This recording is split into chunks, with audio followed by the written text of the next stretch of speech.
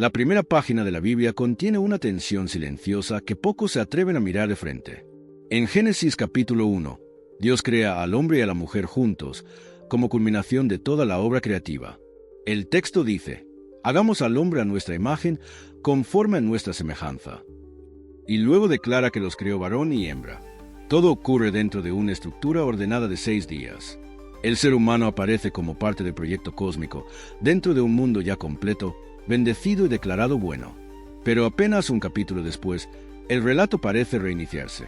En Génesis capítulo 2, no vemos una repetición exacta, sino una escena diferente. La tierra aún no tiene lluvia, no hay hombre que la labre, y entonces Dios forma al hombre del polvo del suelo y sopla en su nariz aliento de vida. Después planta un jardín en Edén y coloca allí al hombre que había formado. Más tarde crea a la mujer a partir de él.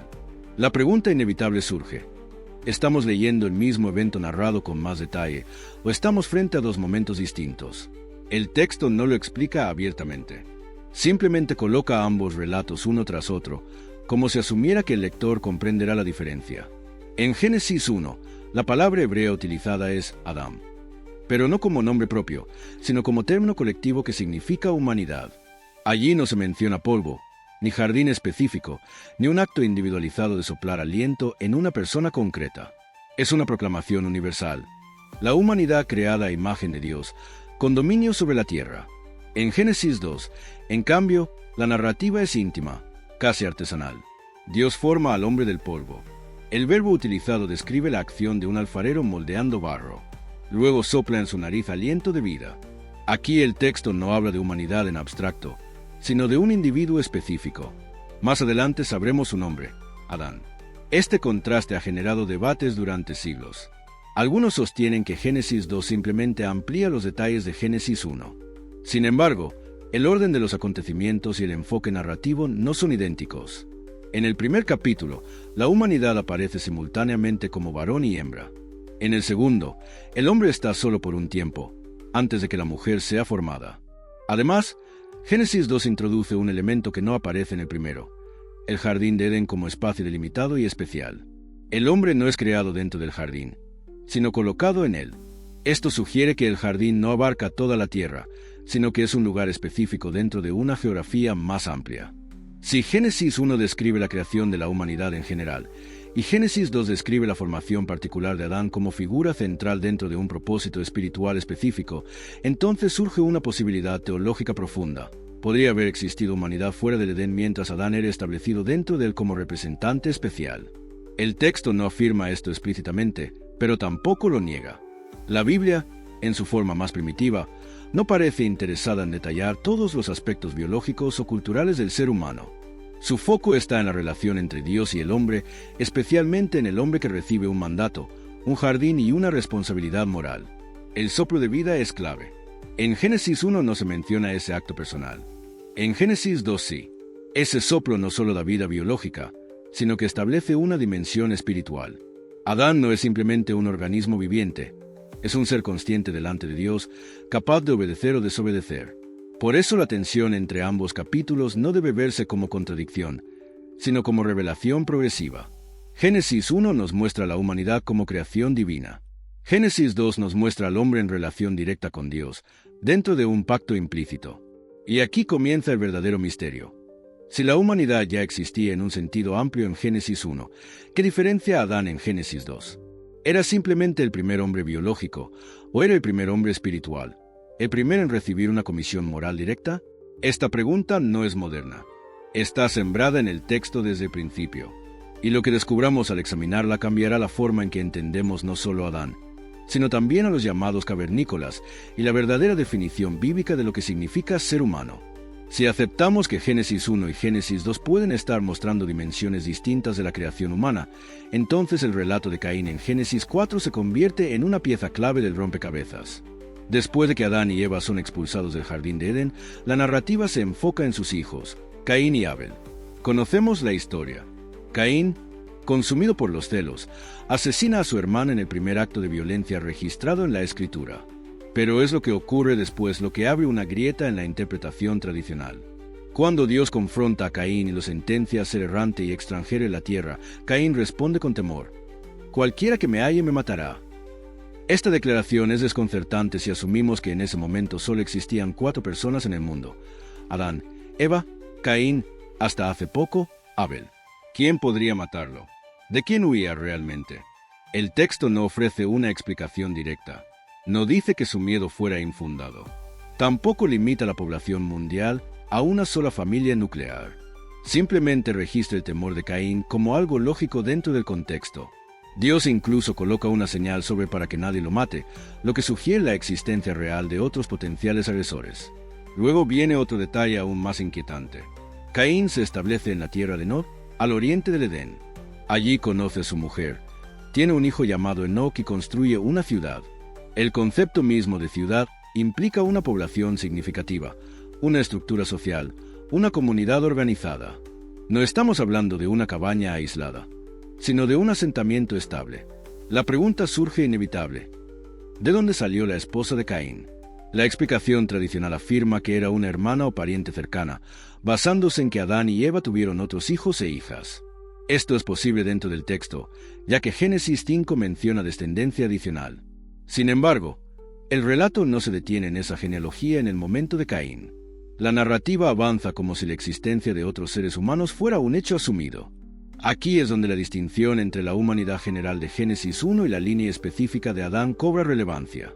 Si Génesis 1 describe la creación de la humanidad en términos amplios, entonces la descendencia de Adán en Génesis 2 y 3 podría representar una línea particular dentro de una humanidad ya existente. Una línea portadora de una relación espiritual especial con Dios. El miedo de Caín tendría entonces sentido. No temería a sus padres, sino a otros hombres fuera del entorno inmediato del Edén. La tierra de Nod no sería un territorio vacío, sino un espacio habitado por personas que no estaban directamente vinculadas al jardín ni al mandato específico dado a Adán. Además, el desarrollo cultural que aparece rápidamente en la descendencia de Caín es notable. Se mencionan pastores, músicos, forjadores de bronce y hierro.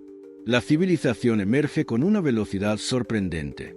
Esto sugiere que el mundo fuera del Edén no era primitivo en el sentido absoluto, sino dinámico y en expansión.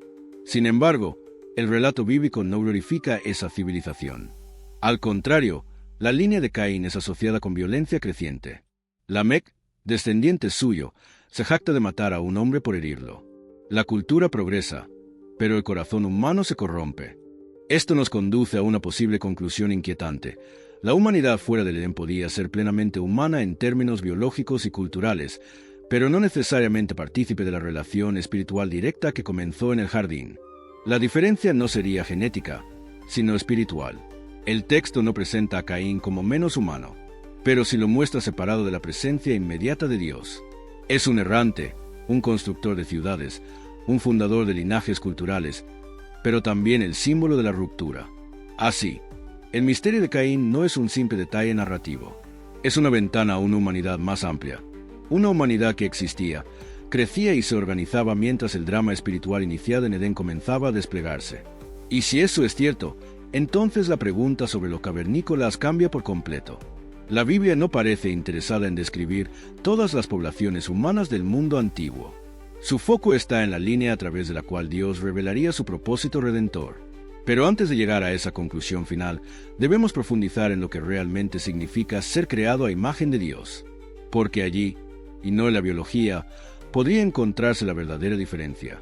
Si el relato de Caín nos deja entrever la posibilidad de una humanidad más amplia que la familia inmediata de Adán, entonces la pregunta decisiva ya no es cuántas personas existían, sino que las definía espiritualmente. Porque en el centro de todo el debate está una expresión que atraviesa las primeras páginas de la Biblia como una declaración única.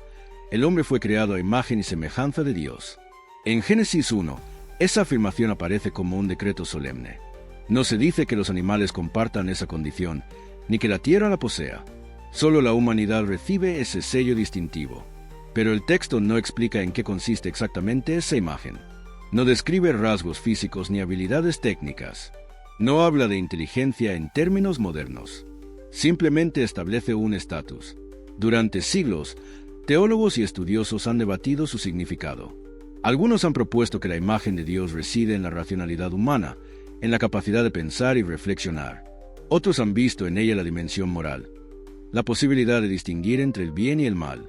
También se ha interpretado como la capacidad relacional, la facultad de amar, comunicarse y establecer vínculos conscientes. Sin embargo, cuando leemos Génesis 2 con atención, aparece un elemento que parece profundizar esa idea. Allí no solo se dice que el hombre fue formado del polvo, sino que Dios sopló en su nariz aliento de vida y el hombre se convirtió en un ser viviente. Ese acto personal de soplar sugiere una transmisión directa, un contacto íntimo entre el Creador y la criatura. El término hebreo utilizado para aliento está relacionado con espíritu y viento. No es simplemente oxígeno, es vida en un sentido más profundo. No se trata solo de un cuerpo animado, sino de un ser consciente delante de Dios. Ese soplo no aparece en el relato general de Génesis 1. Allí la humanidad es creada por la palabra divina. En Génesis 2, en cambio, el hombre recibe un acto directo y personal. Esto nos lleva a una distinción crucial: la diferencia entre vida biológica y vida espiritual. Los animales también respiran, también se reproducen, construyen refugios, desarrollan comportamientos complejos. Incluso algunas especies muestran formas rudimentarias de organización social. Pero el texto bíblico reserva algo exclusivo para el hombre: la capacidad de responder moralmente ante Dios. La imagen de Dios no parece reducirse a inteligencia o cultura. De hecho, en Génesis 4 vemos que la línea de Caín desarrolla avances culturales significativos. Música, metalurgia, ganadería organizada. La civilización florece, pero al mismo tiempo la violencia se multiplica. Esto demuestra que progreso cultural no equivale necesariamente a plenitud espiritual. Entonces, ¿qué es lo que realmente distingue al ser humano según el relato bíblico? No es la herramienta que fabrica ni la ciudad que construye. Es su posición frente a Dios. Es la capacidad de escuchar un mandato, de comprenderlo y de elegir obedecer o desobedecer. Cuando Adán recibe la orden de no comer del árbol del conocimiento del bien y del mal, se introduce un elemento decisivo: responsabilidad moral. El hombre no es simplemente un organismo más en el ecosistema. Es un agente libre, capaz de transgredir. Esa posibilidad implica conciencia ética. Aquí la imagen de Dios comienza a revelarse como algo más profundo que una característica física o cultural. Es una condición espiritual. Es el portador de una vocación, de un llamado a representar a Dios en la tierra. Si aplicamos esta idea a la cuestión de los llamados cavernícolas, la discusión cambia de dirección. La pregunta no sería si eran humanos en términos biológicos. La arqueología puede ofrecer datos sobre herramientas, pinturas rupestres o estructuras primitivas.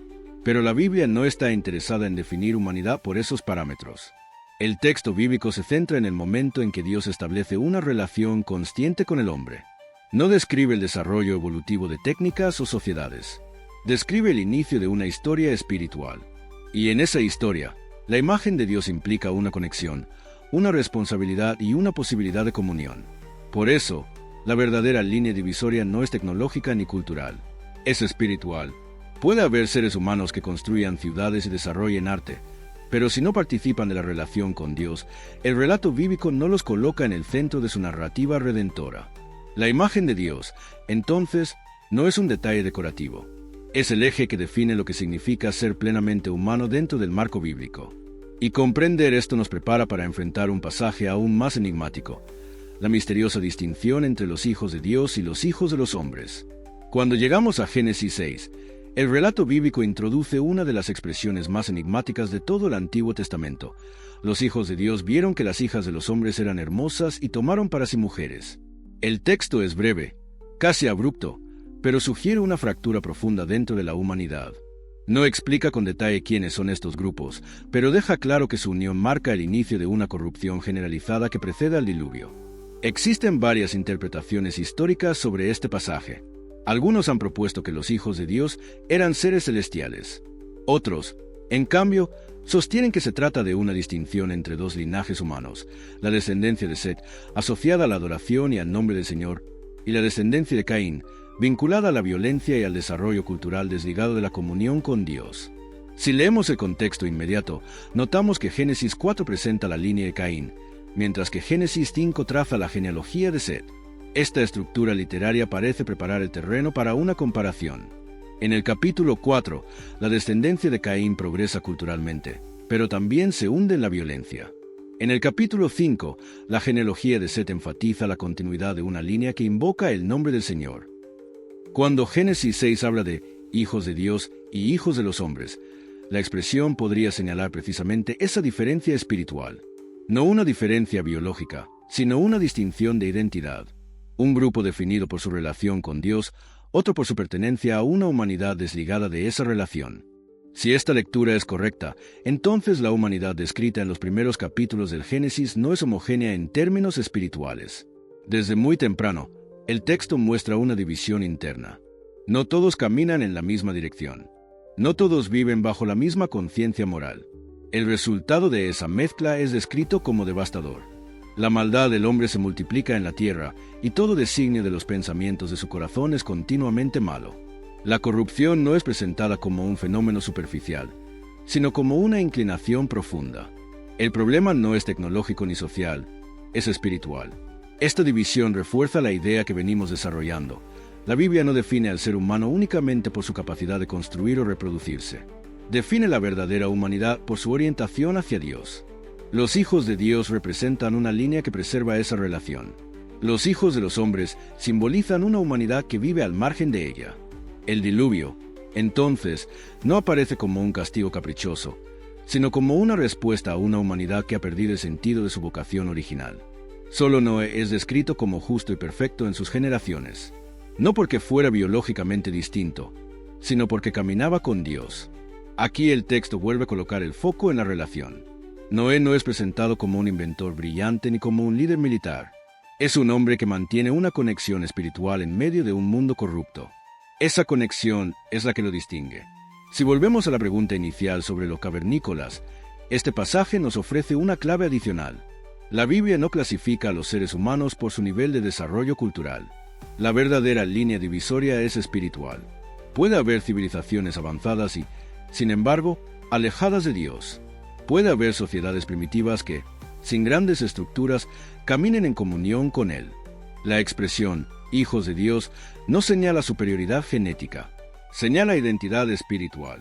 Es una categoría relacional, no biológica, y esta distinción atraviesa toda la narrativa bíblica, desde Génesis hasta el Nuevo Testamento, donde la filiación divina vuelve a definirse en términos de fe y obediencia. Así, Génesis 6 no es un episodio aislado, es la culminación de una tensión que comenzó desde el Edén. Dos caminos, dos orientaciones del corazón. Una humanidad dividida no por apariencia externa, sino por su postura ante el Creador. Y con esto estamos listos para enfrentar la pregunta final. Porque si la diferencia fundamental es espiritual y no tecnológica, entonces el debate sobre los cavernícolas necesita replantearse desde su raíz más profunda. Después de recorrer Génesis desde la creación hasta el diluvio, la pregunta inicial ya no suena igual. ¿Eran humanos los cavernícolas? A simple vista parece un debate entre arqueología y fe, entre ciencia y religión. Pero cuando leemos el texto bíblico con atención, descubrimos que la Escritura no está intentando responder esa pregunta en los términos modernos en los que solemos formularla. La Biblia no se detiene a describir herramientas de piedra, pinturas rupestres o estructuras primitivas. Tampoco ofrece un catálogo antropológico de todas las poblaciones antiguas. Su enfoque es otro. Su interés no es explicar el desarrollo cultural del ser humano, sino revelar el momento en que Dios establece una relación moral y espiritual con él. Si Génesis 1 presenta la creación de la humanidad en términos amplios, y Génesis 2 nos introduce a Adán como figura específica dentro de un entorno sagrado, entonces el eje del relato no es la biología, sino la vocación. Adán no es importante solo porque viva, sino porque recibe un mandato, porque escucha la voz de Dios, porque se le confía una responsabilidad. El relato de Caín nos mostró que la humanidad podía expandirse, construir ciudades y desarrollar culturas sin necesariamente permanecer en comunión con Dios.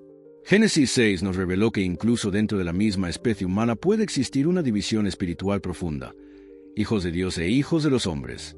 La línea divisoria no es tecnológica, es relacional. Bajo esta luz, la figura moderna del cavernícola pierde el peso polémico que suele tener. Desde el punto de vista bíblico, la pregunta esencial no sería si usaban pieles o herramientas de piedra. La cuestión central sería, ¿vivían conscientes delante de Dios? ¿Participaban de esa imagen divina entendida como responsabilidad moral y relación espiritual? La Escritura nunca define humanidad plena por el nivel de sofisticación cultural.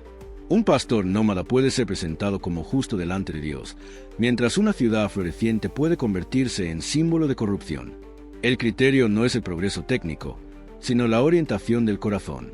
Por eso, Cuando intentamos forzar a Génesis a encajar en categorías modernas, corremos el riesgo de perder su intención original.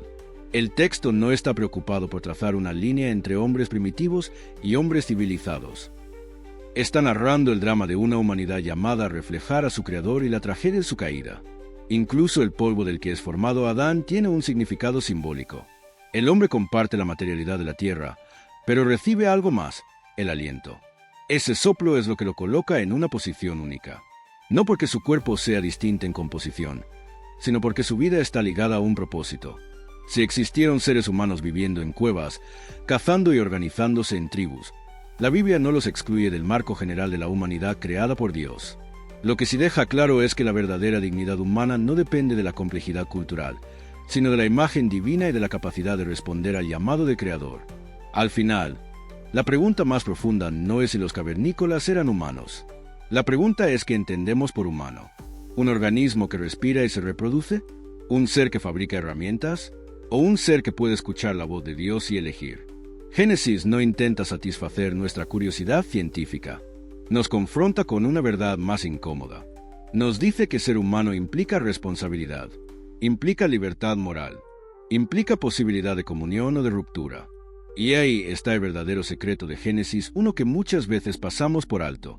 La Biblia no define al hombre por su pasado cultural, sino por su llamado espiritual.